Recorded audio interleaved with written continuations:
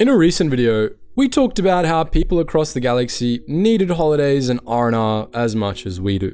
However, most people couldn't really afford to travel for recreation, and they still needed to let off some steam before they lost their mind. Thankfully, for the broke beings of the galaxy, there were many ways to have some fun without leaving your city or planet, and in today's video, we'll be looking at what the galaxy did for recreation, both outdoors and indoors, focusing primarily on sports and tabletop games.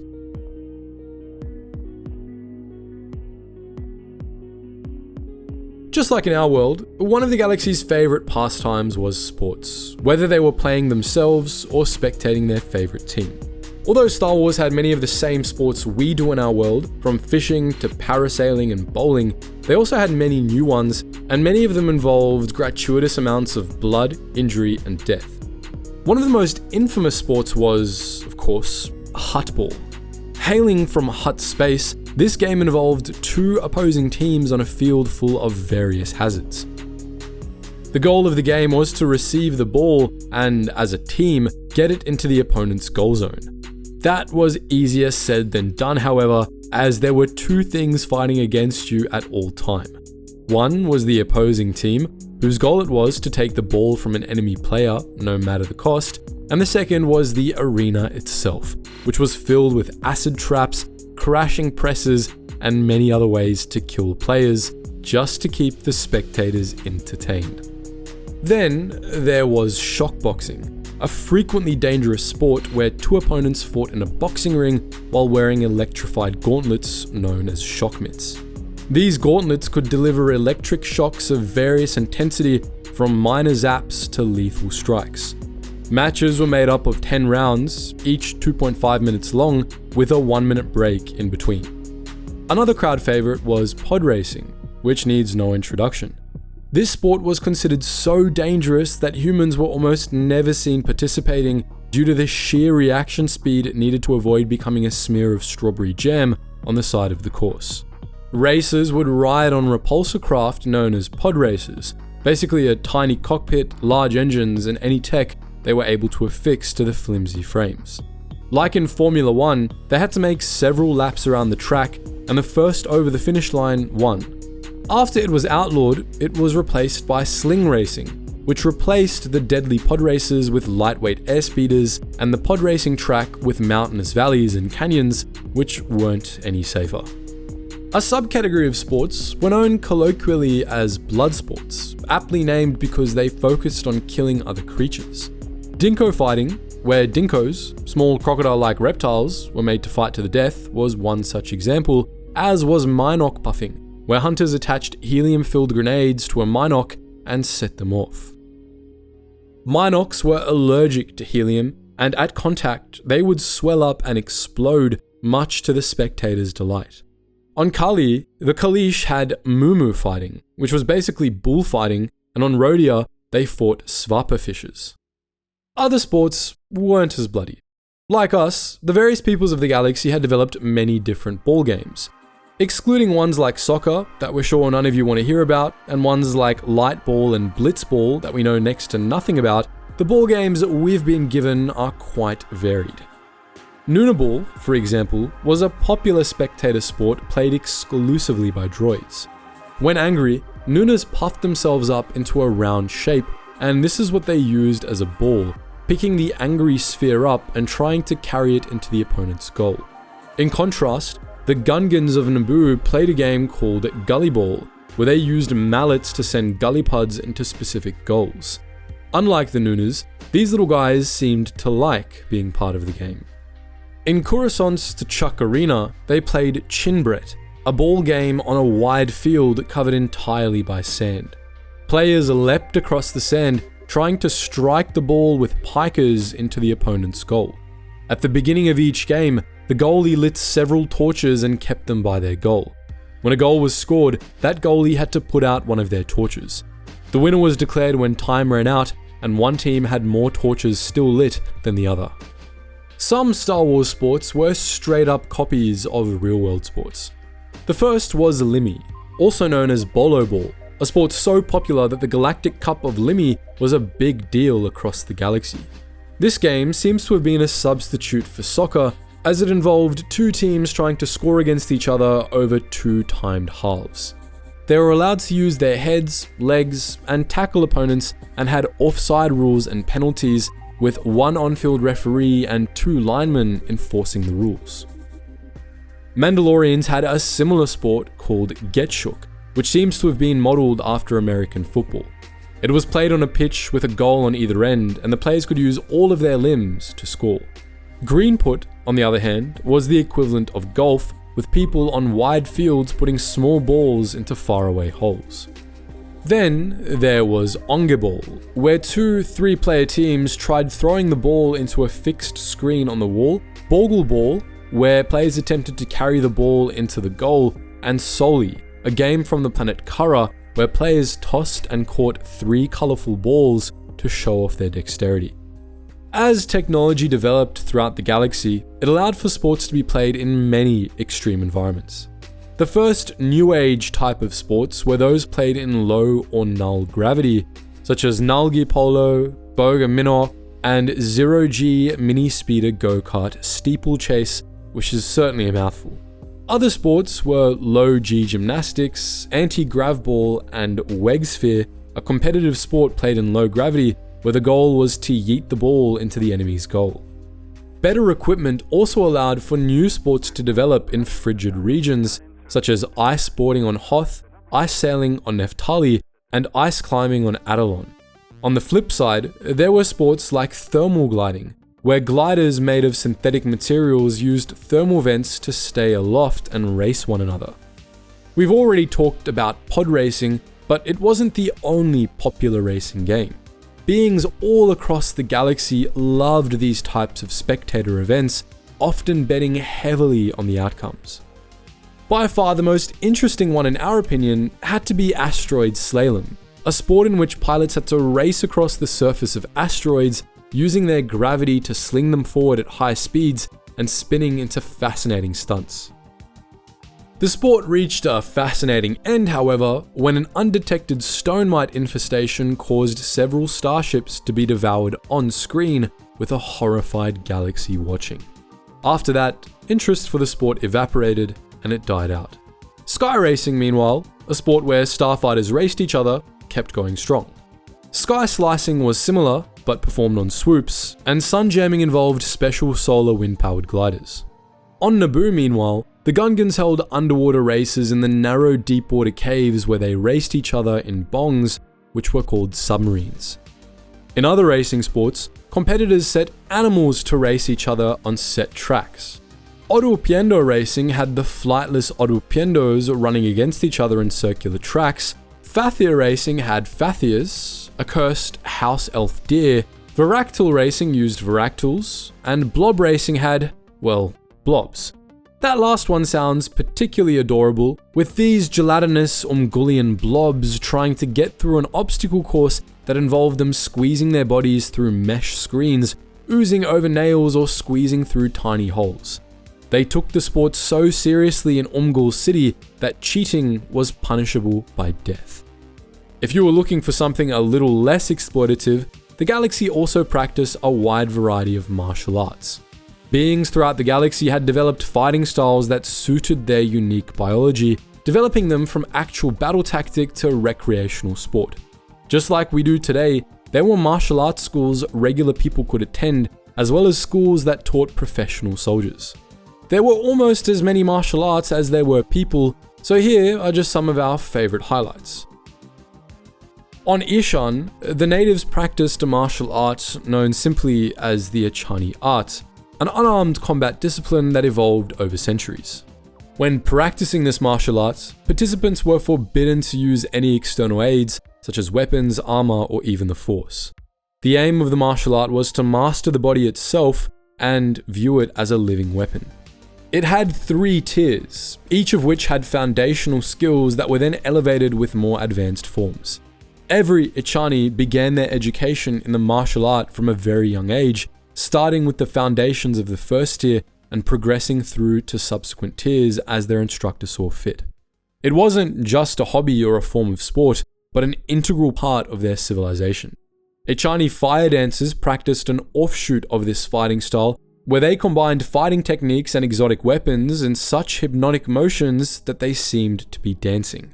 They used ritual brands heated on both ends so that each strike to an opponent caused serious burns. Another style was known as katara, employed primarily by special forces and militaries. This martial art focused on stealth. The goal was to cause maximum damage to an opponent without making much noise and alerting other enemies to your positions. Katara framed movement by using the target's body as a reference. Measuring from their shoulders and hips, the practitioner began from a set position and advanced with short, quick movements that matched the targets to close the distance and attack. Skilled katara practitioners could sneak up on their enemy, silence them, disarm them, and kill them very quickly. Meanwhile, Valnarian boxing was developed for those individuals with 4 arms, such as the basilisks. If that seemed too boring, there was also droid boxing, a sport where 2 droids were set to duel in close quarters combat. On Geonosis, arena combat was a popular spectator sport. Combatants within the arena had to put on a good show for the audience, and so they were trained in Petranaki. This ancient martial art had begun as a way of resolving interhive conflicts as an alternative to open war with one another. Practitioners used what was known as the Petranaki array, an arsenal of 5 weapons: the Picador's spear, the Petranaki scimitar, the Beast Warden's shield, the Confessor's whip, and the caster's net. All across the galaxy, beings developed their own styles. Jedi had Zama Shiwo, Hosnian Prime had the Hosnian martial arts, and the Bothans, surprisingly for spies, had a style called Jeswandi. But what if someone didn't like sports? Well, luckily the galaxy had many options of sit-down activities that beings could use to relax, which must have been a relief for many.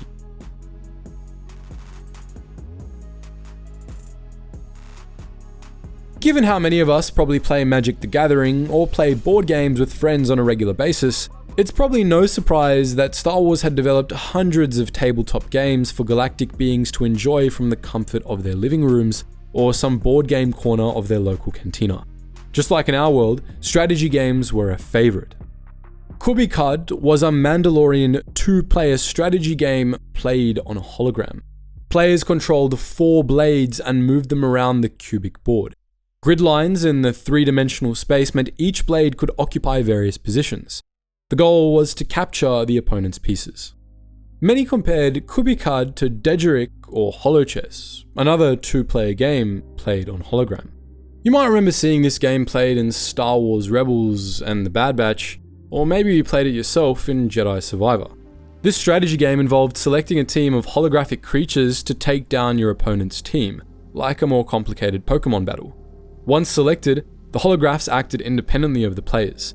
That's why it was important to consider each creature's strengths and weaknesses before forming your team. Cygok was another turn-based board game played with small cards and metal figurines. The goal was to move your pieces across the board, blocking your opponent's moves when possible. Both Dejarik and Cygok were invented by someone in the Free Ryloth movement, though their name isn't credited. These games were developed as tools for fighters to develop strategic thought and planning, which would help the movement. Cygok was even mandatory training for members of the movement. Then there was Firepath, a 2-player game that involved moving large pieces across a board. The board was made up of circles called rings, and rings were divided into groups called stones. Pieces moved from ring to ring, and players tried their best to mask which strategy they were hoping to deploy, often feinting to trick their opponent. The game got its name from players' ability to activate certain rings and incinerate the opponent's pieces on them. In the Chiss Ascendancy, they played a game called Tactica. Its pieces were based on various native animals, such as the night dragon, the whisperbird, and the firewolf. Although the rules aren't known to us, we know players tried to hold zones with their pieces, and presumably their goal might be to take control of their opponent's territory. The last game we'll look at is Canto Pass, a game popular across the galaxy that originated in Canto Bight. The goal of this multiplayer game was to place special pieces, each of which had special abilities and uses, to gain as many points as they could. Pieces could give their players a boon, aka points, duds, aka negative points, and tricks and threats, both of which allowed for special moves. Board games aren't the only type of tabletop game though. Dice games and card games were also extremely popular, not just because they tended to be quick and easy to play anywhere, but also because they were obviously perfect for gambling, which is a pastime in and of itself, we suppose. Starting with dice games, there was Divot, a game of chance that involved many dice with different symbols on each side. The goal was to roll the dice and have as many of the same symbols face up at the same time. The more symbols you rolled the same, the more points you received. Then there was Hintaro, a much more interesting game of chance. Hintaro was played with special 6-sided dice which had sides marked as either Tuka or Kulro, and one special die called the Hintaro whose sides were marked with Hin and Taro. The game required a minimum of 2 players, though more could join in. Each round, one player was designated the Hintaro who rolled the Hintaro die. Although there were many different rule sets across the galaxy, there was a standardized version common in spaceports and casinos. The game was played in rounds, and each round had 6 phases. In the first phase, players would designate who the Hintaro was. In casinos, this was usually the house dealer, but among friends, the Hintaro usually changed every round. Next, players starting from the left of the Hintaro would place their bets, creating a pot for the round. In the third step, players rolled 2 of their dice, and after this step, additional bets could be placed. Once all players had met the new bet or folded, the Hintaro decided if they wanted to match or drop out. Once the final pot had been collected, the Hintaro asked each player if they wanted to re-roll one of their dice, having seen everyone else's rolls. If players accepted, there was no further changing the result. The goal was to get a double Tuka or Kolro. Finally, once all players had re-rolled or declined the offer, the Hintaro rolled the special Hintaro die. The result of this roll modified the results of every roll on the table. If the Hintaro landed on Hin, it cancelled out the Tuka symbols on players' dice. If it rolled on Taro, it cancelled out the Kulro rolls. Then the winner was determined. For card games, we'll look at 2 extremely popular ones and one interesting one. Perhaps one of the most well-known card games in Star Wars is Pazaak, which we like to think of as space blackjack. Pazaak decks had 76 cards, 60 of which were divided into 4 15-card suits, and the other 16 were special. Each card had a specific value, and the special cards modified those values. Like with Hintaro, players could have a set dealer or rotate each hand. The end goal of the game was to have as close to 23 or minus 23 as possible without going higher or lower. Any hand above or below those numbers resulted in the player automatically losing. Unlike in blackjack, there were 2 pots, the hand pot and the Pazaak pot. The winner of each hand took the hand pot, and the Pazaak pot built up throughout the game and was given to the winner of the most hands. To play Pazaak, the dealer shuffled the deck and dealt each player 2 cards, one at a time. When played in casinos, rather than using cards, they used little screens which could be changed with an electronic signal. This one was called a Pazaak shift, and we'll get to that in a bit. Once each player had their cards, they announced their initial hand total. Then, one at a time, they could choose to draw 1 or more cards from the deck, trade a card from their hand for one from the deck, or stand. They also had an option to place a card down in an area called the interference field, which prevented a Pazaak shift from affecting it. If a shift occurred, all cards not in this field randomly changed suits and value, and the players had to make do with whatever they were left with. Once all hands had been finalized, players called out their hand total. The player with the total closest to 23 or negative 23 won. Perfect 23s or negative 23s were called a pure Pazaak, and the only thing that could beat it was the Idiot's Array, a hand that had the Idiot, a special card, a 2, and a 3. If there was a tie, players rolled on a random number generator, and the highest number won the round. The second game we'll look at is Pazaak, and we're sure many of you probably already have fond memories of playing this game in KOTOR. In this game, the goal was to get to as close to 20 as possible without going closer. The highest score won the round, and the first player to win 3 rounds won the match. Any tied rounds didn't count. Unlike Pazaak, Pazaak was played with 2 decks. The main deck, also known as the table, typically contained 40 cards, numbered 1 to 10 with 4 of each number. Then, each player had their own side deck, a deck of 10 cards that held special value cards, usually adding or subtracting value to the table's total. These 4 cards had to last until the end of the game, and once a round was over, you couldn't reuse them for a new round. At the beginning of each round, players drew 4 cards from their side deck to form their hand. Then, each player drew a card from the main deck, placing it down openly. Each turn, a new card from the main deck was added, and players had the option to place down 1 card from their hand or end their turn. When ending their turn, players could choose to only end, meaning they had to draw a new card next turn, or they could stand, finalizing their total until the end of the round. Even if one player stood, the other could keep playing cards until they were done. Reaching a sum of 20 automatically made a player stand, as did ending a turn with a total over 20, which lost you the round. Alongside the positive or negative cards in a side deck, there were some advanced cards that could also be played. Flip cards changed the positive sign of any cards to negative. There were 2 varieties, the 2 and 4, which changed any 2s and 4s on the board to -2s and -4s, and the 3 and 6, which did the same to 3s and 6s. The tiebreaker card was a +/-1 card, but it had the special effect that, in the event of a tie, the player who'd played it automatically won. Finally, the double card doubled the value of the last played card, turning a drawn 8 into a 16, for example. The final game we'll look at was called Balance, a 2-player card game played with a 30-card deck. Each deck had 5 blue, 5 red, and 10 spell cards, which included 2 destroy spells, 2 deflects, 2 buffs, 2 steals, and 4 blocks. It isn't exactly clear how the game was won, but we know each player drew a hand and played cards into 5 face-up stacks. These are the main games in the Star Wars universe that we have information on, and we hope you enjoyed this foray into what regular people did for fun on a rainy Tongs Day afternoon. As always, we've enjoyed delving deeper into a bit of world building often overlooked, but this is just one facet of many. What obscure Star Wars question do you want answered next? Feel free to let us know in the comment section below, and as always, thank you so much for watching, and I hope to see you in the next video.